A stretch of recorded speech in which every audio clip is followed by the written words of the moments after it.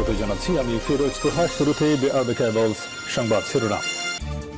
শুরুতেই জানিয়ে দেব, ভয় দেখিয়ে আন্দোলন দমানো যাবে না বলছে আব্দুস সালাম।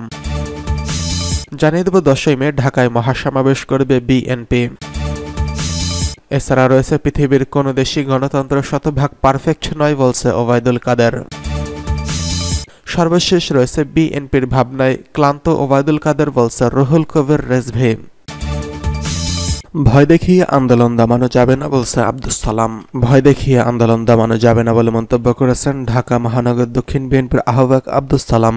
তিনি বলেন, গণতন্ত্রের কথা বললে, দেশের মানুষের কথা বললে, ভোটের অধিকারের জন্য আন্দোলন করলে জেল জুলুমের ভয় সামনে আসে। এখন তো এক মামলায় ধরে আরেক মামলায় জড়ানো হয়।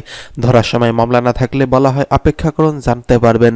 তিনি বলেন, এই ধরনের নাটক যারা করছেন তাদেরও একটা শেষ আছে। ষড়যন্ত্র, চক্রান্ত, জুলুম নির্যাতনের জন্য ক্ষমতাসীনদেরও একসময় আসামের কাঠগড়ায় দাঁড়াতে হবে। সোমবার 6 মে সন্ধ্যায় রাজধানীর কোর্ট স্ট্রিট রোডে কোতোয়ালি থানা বিএনপি সাবেক সাংগঠনিক সম্পাদক কারাবন্দী মোস্তাক আহমেদের পরিবারের সদস্যদের সঙ্গে সাক্ষাৎ শেষে তিনি এসব কথা বলেন। আব্দুস সালাম বলেন, জেল জুলুমের ভয় দেখিয়ে গণতান্ত্রিক আন্দোলন দমানো যাবে না, ধমক দিয়ে আন্দোলন ঠেকানো যায় না। কারাগারে থাকা ঢাকা মহানগর দক্ষিণ বিএনপির নেতাকর্মীদের মুক্তির দাবি জানিয়ে তিনি বলেন, নিয়মতান্ত্রিক আন্দোলনের মাধ্যমে তাদের মুক্ত করে আনতে হবে। সরকারের জুলুম নির্যাতনের বিরুদ্ধে জনগণকে ঐক্যবদ্ধ হওয়ার আহ্বান জানিয়ে তিনি বলেন, গণতান্ত্রিক রাজনীতি, অর্থনীতি, সাংস্কৃতিক ষড়যন্ত্র চলছে। এর বিরুদ্ধে সবাইকে ঐক্যবদ্ধ হয়ে রুখে দাঁড়াতে হবে। রাজপথে বলিষ্ঠ ভূমিকা পালনের মাধ্যমেই বিনা ভোটের এই সরকারের সব ষড়যন্ত্র, জুলুম রুখে দিতে হবে।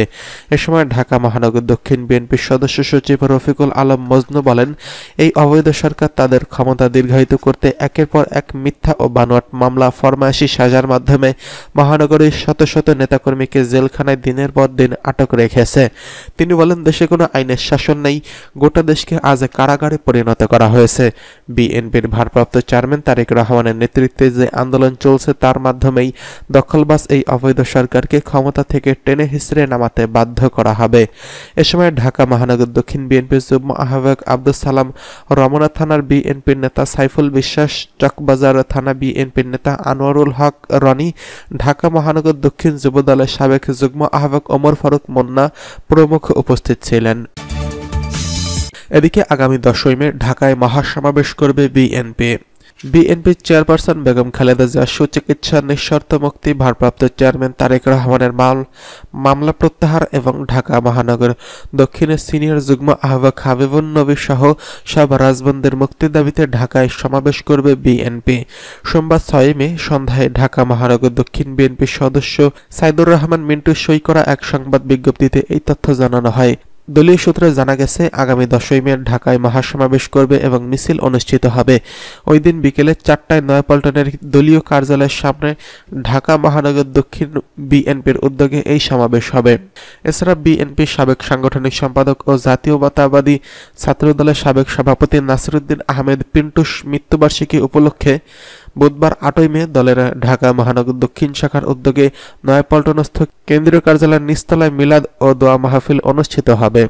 এতে প্রধান অতিথি হিসেবে উপস্থিত থাকবেন বিএনপির জাতীয় স্থায়ী কমিটির সদস্য নজরুল ইসলাম খান। পৃথিবীর কোনো দেশই গণতন্ত্রের শতভাগ পারফেক্ট নয় বলছে ওবায়দুল কাদের। পৃথিবীর কোনো দেশই গণতন্ত্রের শতভাগ পারফেক্ট নয় বলে মন্তব্য করেছেন আওয়ামী লীগের সাধারণ সম্পাদক, সড়ক পরিবহন সেতুমন্ত্রী ওবায়দুল কাদের। তিনি বলেন, আমরাও পারফেক্ট এমন দাবি করি না, তবে গণতন্ত্রকে ত্রুটিমুক্ত করার চেষ্টা আমাদের রয়েছে। গণতন্ত্রকে ম্যাচিউর করার আপ্রাণ চেষ্টা চলছে। ধানমন্ডিতে আওয়ামী লীগের সভাপতির কার্যালয়ে সম্পাদক মণ্ডলীর সভা শেষে তিনি এসব কথা বলেন। ওবায়দুল কাদের বলেন, গণতন্ত্রের প্রতি বিএনপির আগ্রহ কোনোদিনই ছিল না। দলটি 75 থেকে 2006 সাল পর্যন্ত গণতন্ত্রকে ধ্বংস করেছে। 15ই ফেব্রুয়ারি মাগুরা মার্কা নির্বাচন, প্রহসনের নির্বাচন, 1,23,00,000 ভুয়া ভোটার, হ্যাঁ না ভোটের 114% ভোটার উপস্থিতি, এসবই বিএনপির সৃষ্টি। তিনি বলেন, গণতন্ত্রকে শৃঙ্খলামুক্ত করার কাজটি করেছেন শেখ হাসিনা। নির্বাচন কমিশনকে প্রধানমন্ত্রীর কার্যালয়ের অধীনে থেকে মুক্ত করে আইন করে স্বাধীন নির্বাচন কমিশন গঠন করেছেন তিনি। 82টি সংশোধনীও এসেছেন। আর বিএনপি কি করেছে? উপজেলা নির্বাচনে মন্ত্রী এমপিদের স্বজনদের অনেকেই প্রার্থিতা প্রত্যাহার করেনি। এ বিষয়ে দৃষ্টি আকর্ষণ করলে সেতুমন্ত্রী বলেন, তাদের নিবৃত্ত করার জন্য দলের বিভাগীয় দায়িত্বপ্রাপ্ত নেতারা চেষ্টা চালিয়ে যাচ্ছেন। এক্ষেত্রে তাদের আরও উদ্যোগ গ্রহণ করতে বলা হয়েছে। এর আগে আওয়ামী লীগের সম্পাদক মণ্ডলীর সঙ্গে বৈঠক করেন দলের সাধারণ সম্পাদক ওবায়দুল কাদের। বৈঠকে আলোচনার বিষয়বস্তু সম্পর্কে তিনি সাংবাদিকদের বলেন, বৈঠকে সমসাময়িক পরিস্থিতি নিয়ে, বিশেষ করে সাংগঠনিক বিষয়াদি নিয়ে আলোচনা হয়েছে। 17ই মে বঙ্গবন্ধু কন্যা আওয়ামী লীগের সভাপতি শেখ হাসিনার ঐতিহাসিক দেশ প্রত্যাবর্তন দিবস পালন করব আমরা। সেদিন সকালে কেন্দ্রীয় কার্যনির্বাহী সংসদ সদস্য, সহযোগী ও ভ্রাতৃপ্রতিম সংগঠনগুলোর নেত্রীর সঙ্গে শুভেচ্ছা বিনিময় করবে। সারা দেশে জেলা উপজেলা পর্যায় পর্যন্ত কর্মসূচি পালন করা হবে। দুপুরে দেশের মসজিদ মন্দির সহ ধর্মীয় প্রতিষ্ঠানে বিশেষ প্রার্থনা কর্মসূচি পালিত হবে। তিনি বলেন, স্বদেশ প্রত্যাবর্তন দিবস উপলক্ষে 16ই মে দুপুরে অসচ্ছল গরিব সাধারণ মানুষের মাঝে খাদ্য বিতরণ কর্মসূচি নেওয়া হয়েছে। এদিন বিশেষ আলোচনা সভা অনুষ্ঠিত হবে ঢাকা জেলা আওয়ামী লীগ অফিসের অডিটোরিয়ামে। সাজসজ্জা যেটা হবে ব্যানার, ফেস্টুন, বিলবোর্ড, আইল্যান্ডগুলো সজ্জিত হবে। আলোকসজ্জা কর্মসূচি থাকবে না। দলের প্রতিষ্ঠা বার্ষিকী নিয়ে আওয়ামী লীগের সাধারণ সম্পাদক বলেন, বিপুল উৎসাহ উদ্দীপনার মধ্য দিয়ে 3 দিনব্যাপী হীরক জয়ন্তী উদযাপন করা হবে। 23শে জুন দলের 75তম প্রতিষ্ঠা বার্ষিকী। সারা দেশে থানা উপজেলা ছাড়াও ইউনিয়ন পর্যায়ে এই কর্মসূচি পালিত হবে। সোহরাওয়ার্দী উদ্যানে আলোচনা সভা হবে এদিন বিকেলে। এতে দলের সভাপতি, নেতারা, বুদ্ধিজীবী, সমমনা ব্যক্তিদের আমন্ত্রণ জানানো হবে। মসজিদ মন্দির সহ বিভিন্ন ধর্মীয় প্রতিষ্ঠানে প্রতিষ্ঠা বার্ষিকী উপলক্ষে সভা প্রার্থনা অনুষ্ঠিত হবে। বিএনপির ভাবনায় ক্লান্ত ওবায়দুল কাদের বলছেন রুহুল কবির রিজভী। বিএনপির জ্যেষ্ঠ যুগ্ম মহাসচিব অ্যাডভোকেট রুহুল কবির রিজভী বলেছেন, আওয়ামী লীগ সাধারণ সম্পাদক খুব বকবক করছেন। তিনি কথা বলছেন মনে হচ্ছে বিএনপির জন্য খুব মায়াকান্না। বিএনপির ভাবনায় উনি ক্লান্ত হয়ে পড়েছেন। জাতীয় প্রেস ক্লাবের সামনে হাবিবুর নবী খান সোহেলের মুক্তির পরিষদের উদ্যোগে বেগম খালেদা জিয়া সহ বিএনপির নেতাদের বিরুদ্ধে মামলা প্রত্যাহার ও মুক্তির দাবিতে মানববন্ধনে রিজভী এসব কথা বলেন। তিনি বলেন, মুরগির বাচ্চার জন্য চিল যেমন মায়া কান্না করে, ওবায়দুল কাদেরের কান্নাও সেই রকম।